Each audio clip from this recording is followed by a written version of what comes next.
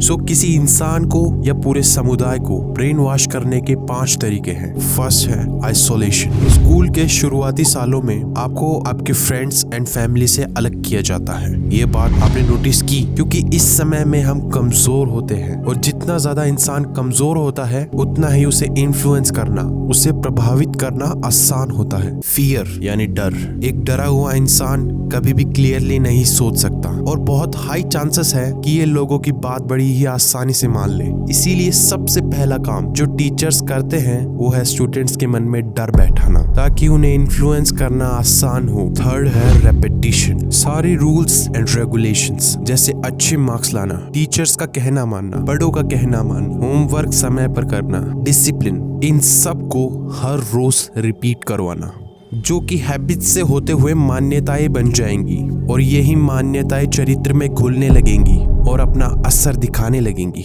जैसे कि पेरेंट्स का कहना मानना, जो कि अपने आप में कुछ हद तक सही है, लेकिन कुछ पेरेंट्स कहेंगे कि हमारा बेटा इंजीनियर ही बनेगा, हमारी बेटी डॉक्टर ही बनेगी। तब वक्त आएगा मान्यताओं को काउंटर करने का और अपने पेरेंट्स की बात नहीं मानने पर आर्ग्यूमेंट करना। फोर्थ एंड फिफ्थ है रिवॉर्ड एंड पनिशमेंट। आपको मान्यताओं की पालना करने पर रिवॉर्ड जैसे कि तारीफ और नहीं मानने पर अलग अलग टाइप्स की पनिशमेंट दी जाएगी। जब आप स्कूल में होंगे तो अलग अलग रिवॉर्ड्स जैसे फोन या बाइक का लालच देकर आपको अच्छी ग्रेड्स लाने को बोला जाएगा। आगे चलकर आपको सरकारी नौकरी का लालच देकर अच्छे मार्क्स लाने को बोला जाएगा, जो कि कोई मायने नहीं रखता, क्योंकि पढ़ाई से तो कभी प्यार था ही नहीं। एजुकेशन सिस्टम तो सिर्फ एक तरीका है ह्यूमंस को ब्रेन वॉश करने का। बाकी मॉडर्न वर्ल्ड में कई और साइकोलॉजिकल और फिजिकल तरीके हैं, जिनमें से सबसे ज्यादा इन्फ्लुएंस मीडिया और गवर्नमेंट के पास है, जो कि कभी नहीं चाहेंगे कि तुम अपना बेस्ट वर्जन बनो। ये चाहते हैं कि तुम सिर्फ एक रोबोट की तरह पूरे दिन इनके लिए मजदूरी करो, फिर तुम्हें घर जाने दिया जाएगा ताकि तुम जाकर आराम कर सको, ताकि अगले दिन तुम फिर वही काम कर सको। और तब तक ये काम करो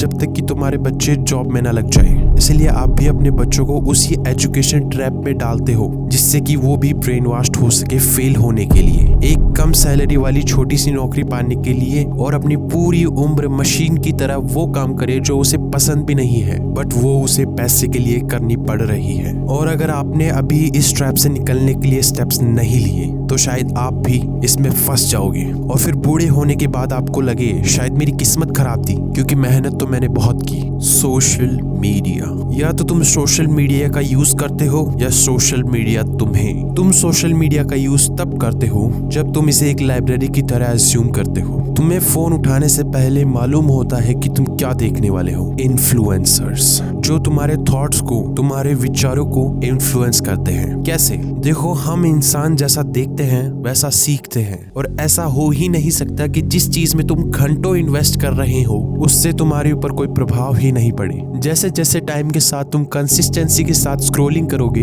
तुम्हारे चरित्र में वो सारी क्वालिटीज आएंगी जो तुम देख रहे हो, जिससे तुम्हारे थॉट्स इन्फ्लुएंस होंगे। तुम्हारा दिमाग तुम्हारा नहीं रहेगा और तुम्हारे एक्शंस और डिसीजंस भी तुम्हारे नहीं होंगे, वो सब सोशल मीडिया से प्रभावित होंगे। इसीलिए क्विट सोशल मीडिया और अपने दिमाग पर काबू पाओ और खुद के डिसीजंस लो, वो नहीं जो सोसाइटी चाहती है कि तुम फॉलो करो। टीनेजर्स के लिए खास, ये वो उम्र है जिसमें तुम्हारी पर्सनैलिटी तैयार होती है, तुम्हारा माइंडसेट का बेस तैयार होता है। अगर इस उम्र में तुम सोशल मीडिया चलाओगे तो न तो तुम कोई स्किल सीखोगे, टाइम वेस्ट करोगे, और सबसे इम्पोर्टेंट एक एवरेज सड़ा हुआ दिमाग पाओगे। यह उम्र क्रिएटिविटी पर फोकस करती है, ना कि थॉट्स एंड आइडियाज को सीधा दिमाग में भर देने पर, बिना किसी क्वेश्चंस के इंफॉर्मेशन को दिमाग में डालना, जो कि बड़ी अच्छी तरीके से किया है हमारी एजुकेशन सिस्टम ने। इम्प्रैक्टिकल नॉलेज एंड इंफॉर्मेशन को हमारे ब्रेन में डालना, तुम्हारा दिमाग भी किसी प्रॉब्लम को उसी तरह देखेगा जिस तरह से एक